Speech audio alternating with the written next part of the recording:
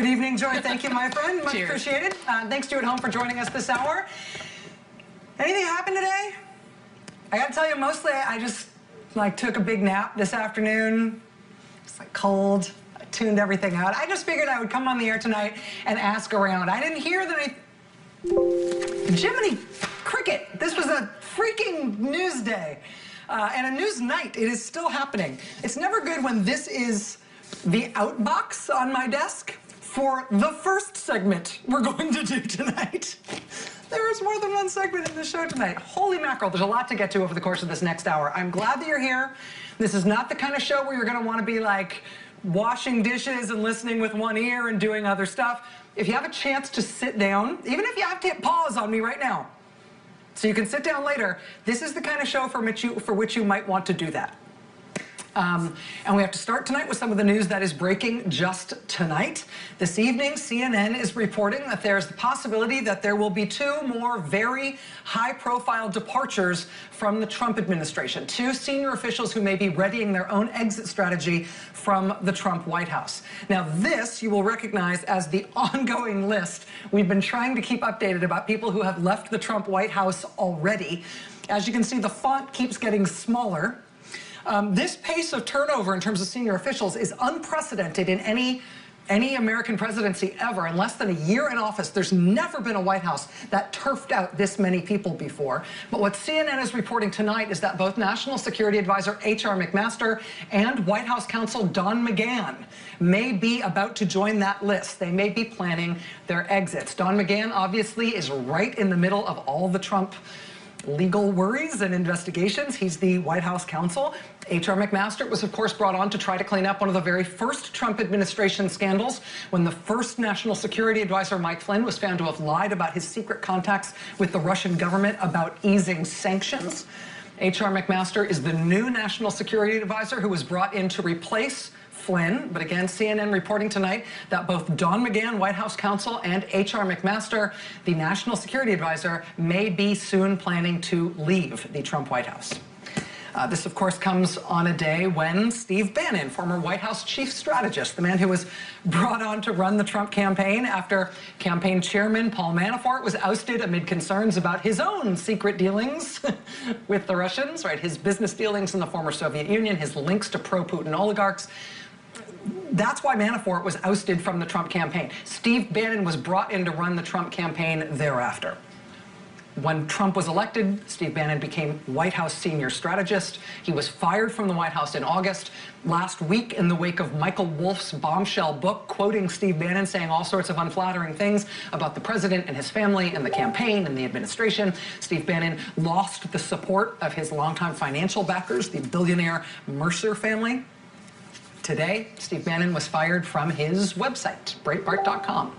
The Mercers have been multi-million-dollar investors in Breitbart.com. Whether or not their financial backing of that site is directly connected to Bannon being fired today, we don't yet know. But this is obviously a landmark development in the weird right-wing soap opera we're all living in right now, where all the people who helped create the Trump presidency, one by one, are finding themselves destroyed in terms of their careers, often publicly humiliated, sometimes unemployed, and not infrequently indicted. Despite that happening to all the people who made him president, not for nothing, Trump is still president. All the other people who got him into the White House have not been faring very well since then. But he's president, and today he invited members of Congress into the White House for an on-camera meeting about immigration. The whole meeting happened on camera for almost an hour. By the end of it, the president was offering to change a lot of his proposed immigration policies that people thought that he felt strongest about. So that was very confusing for a while. Trump's giving up what he wants to do on immigration. Seemed like he was radically changing his mind on this signature issue at a televised meeting. Then it turned out, though, that nothing was actually being decided at that meeting. And when you parsed what he said, Trump actually seemed to agree both to his own policies and to the opposite of his own policies when they were being discussed at the same meeting. So what was that for?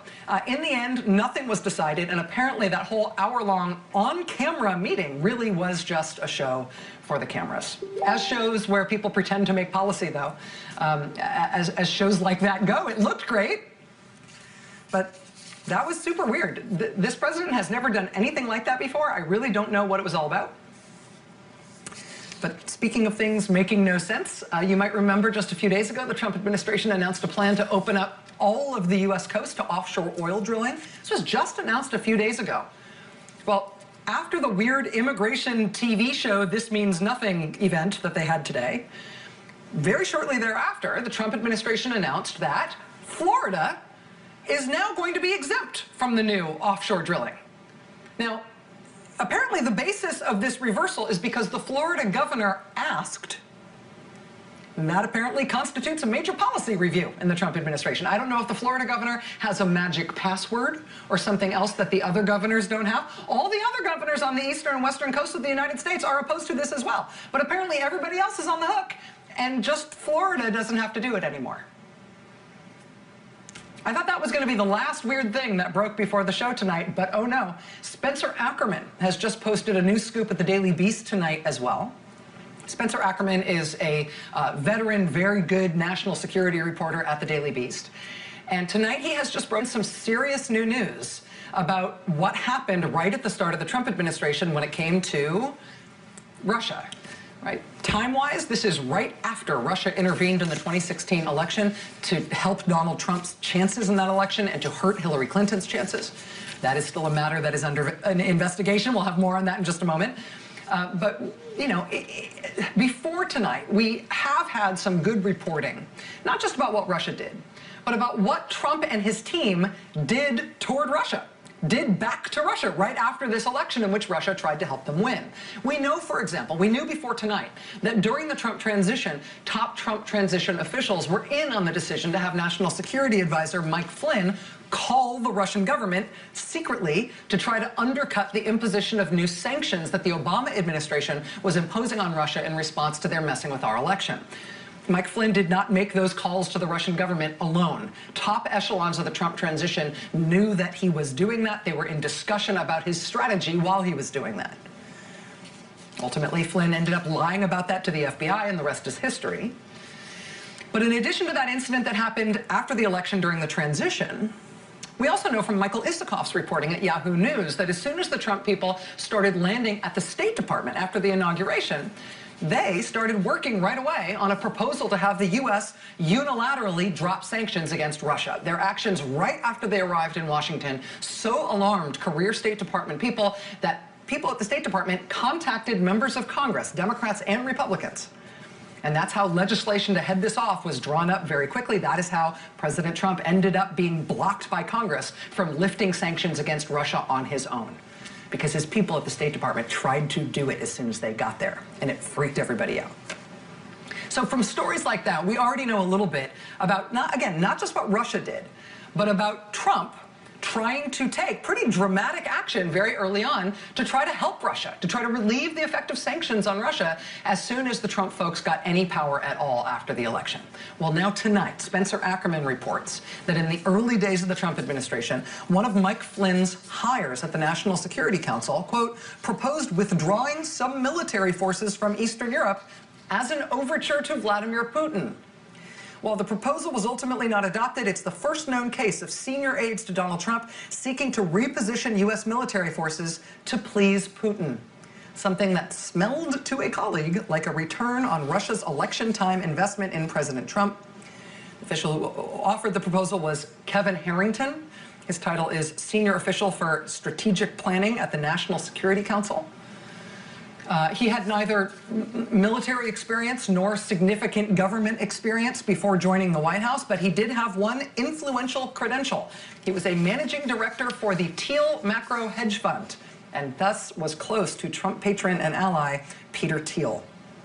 According to Spencer Ackerman's reporting tonight, this guy Kevin Harrington, in the early days of the Trump administration, he proposed taking all U.S. troops out of the Baltic states, quote, as a gesture to the Kremlin. He reportedly made this proposal in February. By March, he was proposing that the U.S. should drop all sanctions on the Russian oil industry. Sure, why not? Kevin Harrington, again, is someone with no known national security credentials.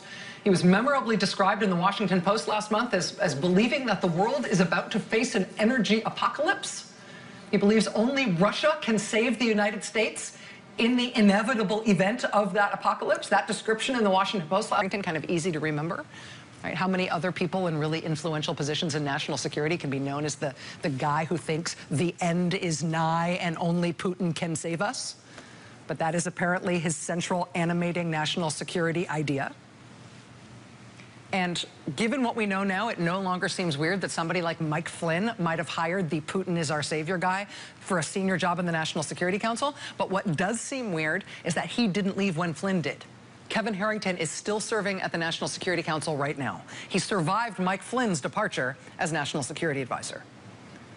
If CNN is correct tonight and H.R. McMaster is also about to leave as Trump's second National Security Advisor, will the end is nigh and Putin is our savior guy survive that departure as well? After he proposed removing all U.S. troops from the Baltics to be nice to Putin? So again, it's been a very busy news day. It's been an even busier news night, including that new reporting, which I think is very important, from Spencer Ackerman at the Daily Beast about the Trump administration's behavior toward Russia that could be construed as potentially trying to pay Russia back for their help with the election. But on that subject is where we got the really big news today, courtesy of California Senator Dianne Feinstein. Now, last night on this show, we reported on the possibility that some Democrats in the Senate were considering relatively extreme measures to try to get released into the public record an important transcript from the Russia investigation. Greg Sargent at the Washington Post had reported that Democratic senators were considering gambits like maybe trying to read this contested transcript into the congressional record to force its public release, even though Republicans wanted to keep it under wraps.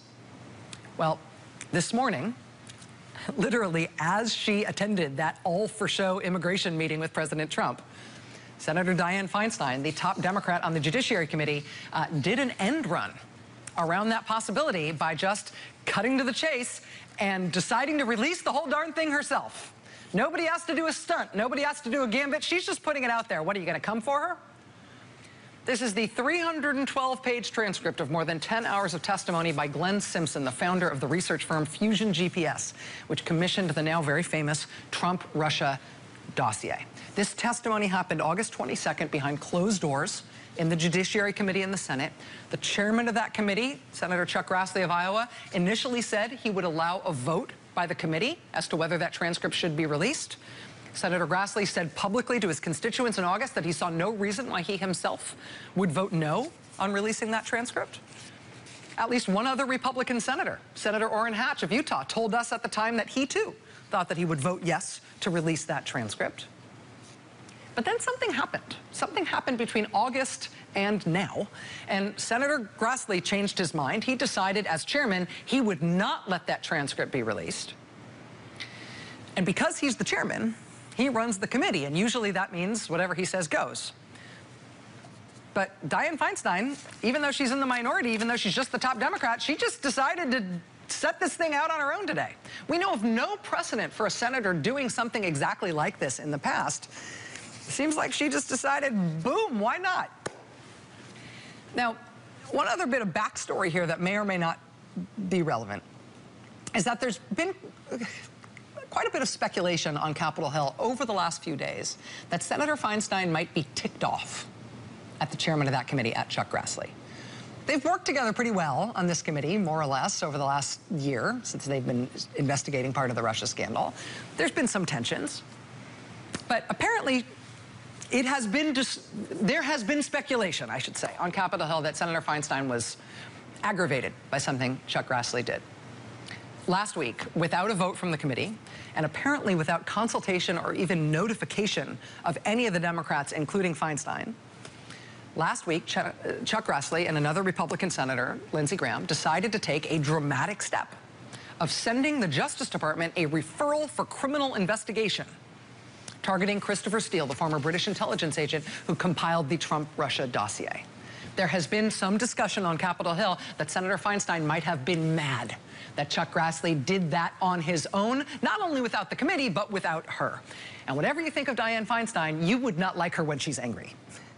And today she couldn't have been more blunt when she was asked why she decided to release this thing on her own, despite the objections of Chairman Grassley. Senator Feinstein, do you have any response to Chairman Grassley saying that the release of the transcript hurts the legitimacy of the investigation by the Judiciary Committee? I haven't seen that. No, I have no response at this time. Why did you decide to do that?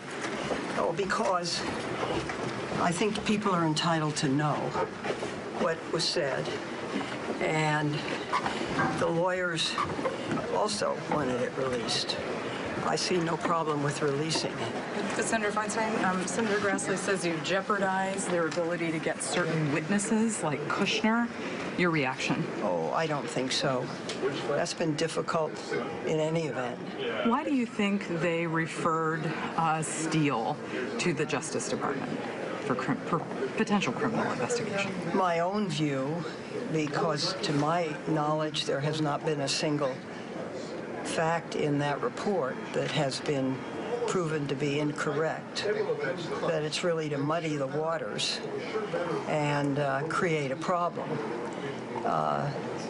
You know, Steele brought this information into the FBI, and it's quite amazing that you get punished for providing information. Senator Dianne Feinstein speaking today about this extraordinary decision, possibly unprecedented decision she made to unilaterally release this transcript. And in those remarks, she says two important things about the dossier. One is what she was saying there at the end, that Christopher Steele, this British intelligence agent whose reports made up the dossier, he brought this information that he found to the FBI because he thought that he had uncovered something that indicated there might be a serious crime in process. That's the right thing to do if you uncover evidence that a serious crime might be in process, right? The fact that he is the only person who the Republicans have referred for criminal investigation in their entire gamut of congressional investigations of the Russia matter, that seems to tick her off. But then she also says this, quote, "To my knowledge, there has not been a single fact in that report that's proven to be incorrect." She is talking there about the dossier, and that is important here, big picture. As Republicans over the course of the past year have changed course from, a year ago this week when the Intelligence Committee report came out saying Russia meddled in our election, they have changed course from a year ago, from conceding that the Russia interference in our election was serious and it must be investigated. Any Americans who may have helped them or may have been in on it must be brought to justice. Republicans were in that space a year ago. Over the course of this year, they have changed from that point of view to instead trying to block and divert the investigations into the Russia matter, to make the investigations themselves a scandal. And over the course of that transition, one of the counter-punching tactics they have used most aggressively is to go after the dossier, to say that that dossier, that's the real root of the problem. None of it's true. It came from bad people who had a corrupt purpose. That dossier, in all of its terribleness, was the whole basis for the FBI even looking into any of this stuff in the first place. It's all bad information. Anybody who relied on it, anybody who got anywhere near it is tainted by it. It is fake, and therefore the whole Russia investigation is fake. That is the main counter-argument by the Republicans and by the White House against the investigation into what happened to our election and whether the Trump campaign was in on it. If everything else dropped out, they'd still hold on to that. There's Dianne Feinstein today saying, quote, "To my knowledge, there has not been a single fact in that report that has proven to be incorrect." And what we got today from her releasing these 312 pages against the wishes of the Republicans is a clear, readable statement about where the dossier in fact came from. How it came to be that this former British intelligence agent was engaged by this American company to talk to people in Russia about Trump's business trips there and about the Russian government's interest and involvement in the presidential election involving Trump. I mean, if your counter-argument against the whole Russia investigation that threatens this presidency, if your whole counter-argument is that the dossier produced by Fusion GPS is corrupt and not credible and the whole investigation springs from that, if that's what you're counting on, it is existentially damaging to that argument to have the public learn in detail how that thing actually came to be and why the people who created it believed its credibility at the time and how they handled the information as they received it and why, to a one, they all stand by it now. So let's talk about what we learned today. That's next. 1 year ago today, BuzzFeed News published the Trump-Russia dossier to much controversy, much criticism, much attention. Gradually, over the course of the last year, Trump-supporting Republicans in the conservative media have tried to turn the whole Russia investigation into a scandal that's about the dossier. Well, today, because Dianne Feinstein took it upon herself to release the transcript of 10 hours of testimony by the founder of Fusion GPS explaining the origin of the dossier and why his firm paid for it, now finally there is, on the record, their own story, their own explanation about who they are, how this thing came to be. So, who is Fusion GPS? How come we have never heard of them before? Are they some big political player? Are they a big partisan firm? Well, here's how they explain who they are. Quote, "We do things like policy disputes, one industry versus another, one company versus another. We don't do a lot of campaign consulting, but every 4 years for the last couple of cycles, we've done some presidential work. Most campaigns don't have the budget for the kind of services that we provide. So we only would do things where people have the resources to pay for a serious piece of research. So we do things like a California initiative or a presidential." Question, and how would you describe your pitch and why would a client need your services? Answer, generally speaking, people tend to get referred to us when they have a sort of undefined need, like they feel they don't know what happened or they don't know what's going on. Question, you described your work as open-ended and not results-directed. Can you explain a little more what you mean by that? Answer, in general, when people come to us and they tell us what their challenge is, we stipulate that they retain us for 30 days, they agree to pay our fee, they don't tell us what to do, they don't tell us, what result to get. I like to call it a holistic methodology. The reason we do it that way is A, we're professionals and we feel like it's not helpful to have somebody dictating how you do things. But B, if you predetermine the results that you're looking for, you tend to miss things. So that's starting on page 54 of the transcript. That's how they work, broadly speaking. Then on page 62, we learn about how they were engaged to look at Donald Trump during the presidential campaign and what they were looking for. And this is fascinating. Page 62, quote, "It was, broadly speaking, a kind of holistic examination of Donald Trump's business record and his associations, his bankruptcies, his suppliers, offshore or third world suppliers of products that he was selling. It evolved somewhat quickly into issues of relationships to organized crime figures. But really, the gamut of Donald Trump. What we generally do at the beginning of a case, if it's possible, is to order all the books about the subject from Amazon. So we're not reinventing the wheel, and we know it's been written and said before. This was typical. We ordered every Donald Trump book, and to my surprise, that's a lot of books. I was never very interested in Donald Trump. He was not a serious political figure that I'd ever had any exposure to. He's a New York figure, really. So anyway, we read everything we could read about Donald Trump. Those books cover his divorces, his casinos, his early years dealing with labor unions and mafia figures. His taxes certainly have always been a big issue. Again, it was sort of an unlimited look at, his businesses, his finances, that sort of thing. As a company, we began to look at where his money came from. And that raised a lot of questions. We saw indications that some of the money came from Kazakhstan, among other places, and some of it you just couldn't account for. We also conducted a much broader sort of look at his entire career and his overseas investments in places like Europe and Latin America. It wasn't really a Russia-focused investigation for the first half of it. That was just one component of a broader look at his business career, his finances. We looked at the golf courses and whether they actually made any money and how much debt they had. We looked at the bankruptcies. How could somebody go through so many bankruptcies and still have $1 billion in personal assets? We looked at a lot of things like his tax bills. In the early stage of an investigation, you want to get every lawsuit the guy's ever been in. So, we collected lawsuits from around the country and around the world. Question, and when did you engage Mr. Steele to conduct opposition research on candidate Trump? Answer, I don't specifically recall, but it would have been May or June 2016. Question, and why did you engage Mr. Steele in May or June of 2016? Answer, we had done an enormous amount of work on Trump generally at this point in the project, and we began to drill down on specific areas. Steele was not the only subcontractor we engaged. Other parts of the world required other people. For example, we were interested in the fact that the Trump family was selling merchandise under the Trump brand in the U.S. that was made in sweatshops in Asia and South America, so we needed somebody else for that. There were other things. We were not totally focused on Russia at the time. We'd done a lot of reading and research, and we were drilling down on specific areas. Scotland was another one. What happens when you get to this point in an investigation, when you've gathered all of the public record information and you've begun to exhaust your open source material, you tend to find specialists who can take you further into a subject. I had known Christopher Steele since I left the Wall Street Journal. He was the leading Russianist at MI6 prior to leaving the government, and an extremely well-regarded investigator. I would say that is broadly why I asked him to see what he could find out about Donald Trump's business activities in Russia. Question. So in May or June 2016, you hired Steele to find out what he could about Trump's business activities in Russia. Did something in particular trigger that assignment? Answer.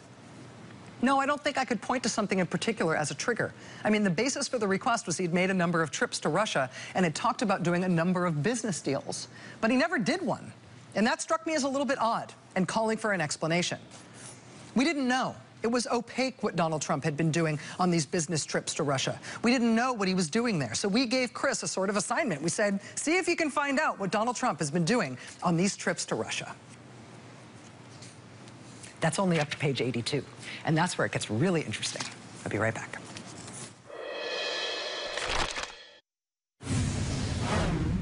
The FBI investigation did not begin because of opposition research. It did not begin because researchers or journalists or American national security officials fell victim to Russian disinformation. It did not begin because of fake news or because Democrats needed an explanation for losing an election. It began when multiple allies, friends of the United States, warned us the Russian government was interfering in our democratic process. Senator Sheldon Whitehouse of Rhode Island is going to be live with us here in just a moment. That was him today on the Senate floor giving a barn burner of a speech about what Russia did and how the congressional investigations into it are being diverted and thwarted by the Republican-led Congress, including by the Republicans who are trying to turn the Russia scandal into a scandal about the Trump-Russia dossier, which blew wide open today on the eve of the one-year anniversary of the day the dossier was first published by BuzzFeed News. So today, surprise, Senator Dianne Feinstein of California decided to unilaterally make the decision to release the 10-hour transcript of testimony from Fusion GPS's founder Glenn Simpson from when the Judiciary Committee interviewed him about his firm and its role in the dossier, a dossier that has become central to the Republicans and the White House's pushback against the investigation. Now, one of the things that is a revelation in these transcripts today is that Fusion GPS and Christopher Steele apparently didn't know, they had no idea that they were going to find what they found about Donald Trump when Steele first started making his reports. So from page 143 of the transcript that was released today. This is Glenn Simpson speaking. So the purpose of this, he means the purpose of engaging Christopher Steele, was to see if we could learn more about his business dealings in Russia.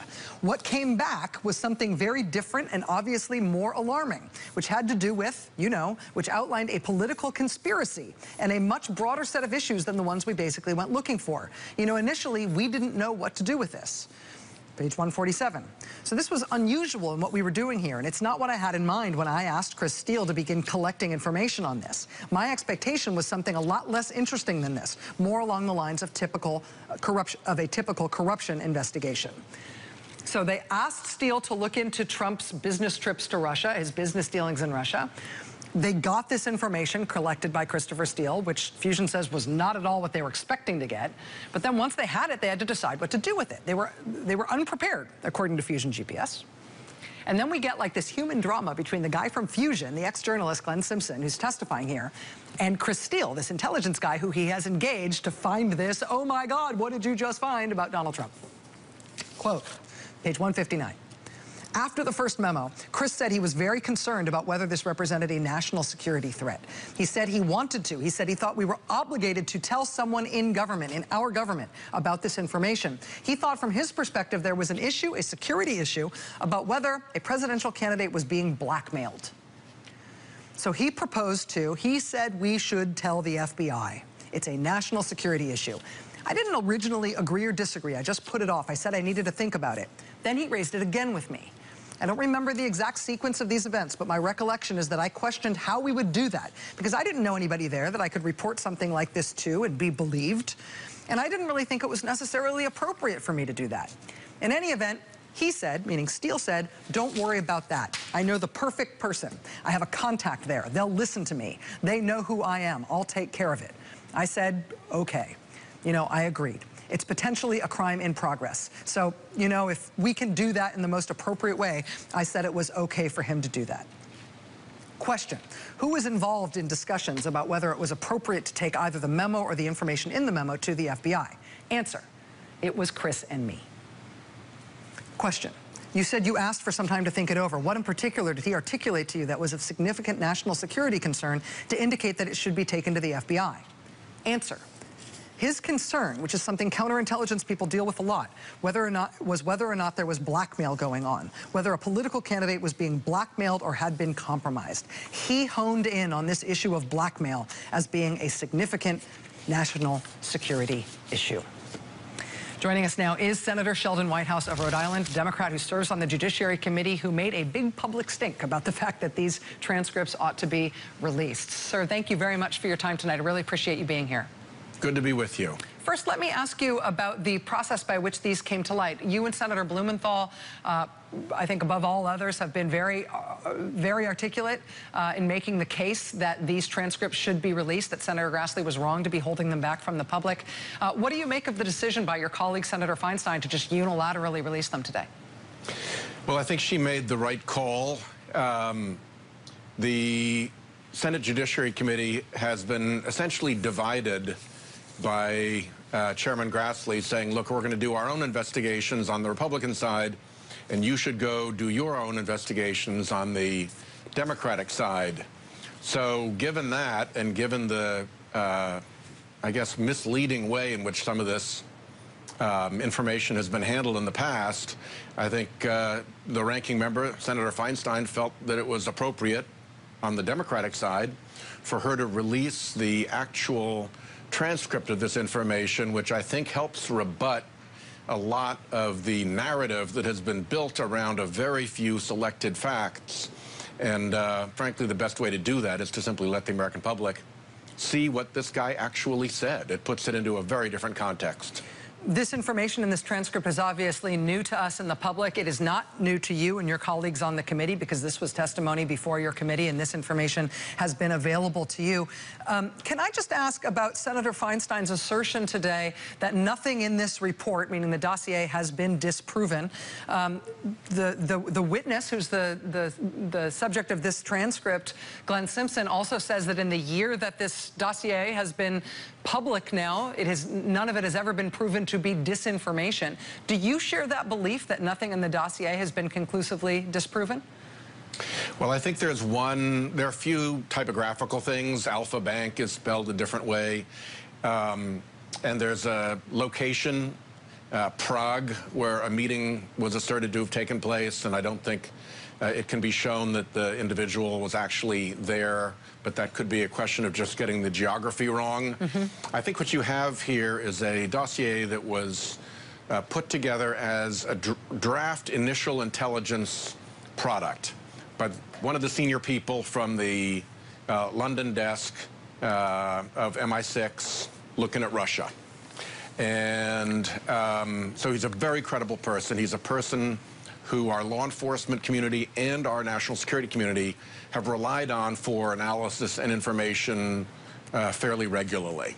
So he's not an unknown, and he comes in, I think, with a very thoughtful and thorough report, but it is a first cut. So there are going to be likely some errors in it.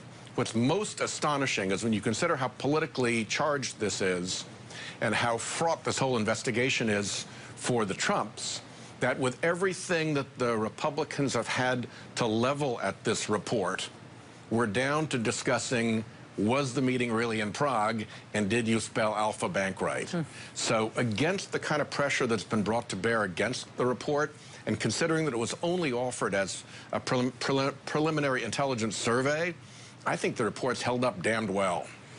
We've seen some evolution on the subject of this report among your Republican colleagues. As I pointed out earlier in the show, in August, shortly after this testimony was first given, Senator Grassley seemed amenable to releasing this information. He said he didn't see any reason why he would vote to keep this information from the public. Indeed, he told constituents at home in Iowa that he would allow the committee to vote on whether or not this should be released.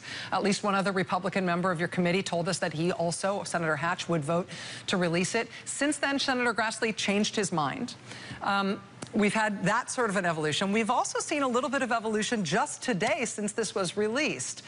Senator Graham today made comments that he essentially is glad that this is now out in the public record. He had not previously been saying it should be released. Senator Cornyn from Texas is also saying essentially he's glad this is out now.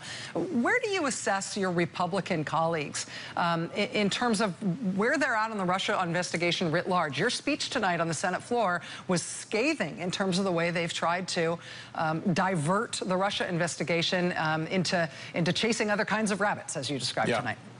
Yeah, that goes back to the famous Senator Sam Ervin in Watergate talking about, you know, when you try to go out on a bear hunt, the people who don't want you to get the bear try to get you chasing rabbits instead. And so I went through a list of a lot of the rabbits that the Republicans have put in front of us and in front of the public to try to divert what's going on. This came into that world when they were able to begin to create the narrative that somehow the Russians were not only going after Hillary, but they were going after Trump. They weren't trying to help him, they were going after both of them, and that the Fusion GPS contract and the Steele dossier were somehow involved in all of that. And I think at that point, things got a little bit complicated for them because that departs from the facts as disclosed by this transcript. You have to take a little bit of information here and a little bit of information there and build a narrative around them that the real context explodes. And I think that's been the difficulty, is that they've built this narrative, or at least some have built this narrative on a very selected little set of facts.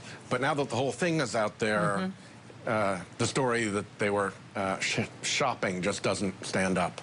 If the argument is well run, the people who have the facts on their side should win the argument in the end and persuade the people who had a misunderstanding of the facts. Just particularly as a general... if what started with is an incomplete and selective set of facts chosen for the purpose of a particular narrative. Senator Sheldon Whitehouse of Rhode Island, thank you for being with us tonight, sir. I really appreciate your time tonight. My pleasure. Thanks. All right, we'll be right back. Stay with us. The full story never stands behind a podium. Do you think this is a problem for the president? It's too... Here we are, day that ends with Y, which we now know stands for yet more news, can't go to bed yet. Late tonight, as we were getting on the air, we got the news that a longtime Trump lawyer has now filed a new lawsuit over the Trump-Russia dossier. Michael Cohen has been the president's personal attorney and an executive at the Trump Organization for a long time. He features prominently by name in the dossier. He's been very vocal about his denials that he did any of the things he's described as doing in the dossier. Well, as of tonight, he has sued BuzzFeed News for publishing that document a year ago. He's suing them for defamation, saying he had no involvement in this Russia collusion conspiracy. Mr. Cohen is also suing Fusion GPS, the research firm behind the dossier. It is the transcript with the founder from Fusion GPS that has turned the news upside down today. If you thought this story had already gone to 11, turns out the dial goes to 12. Congressman Adam Schiff joins us next.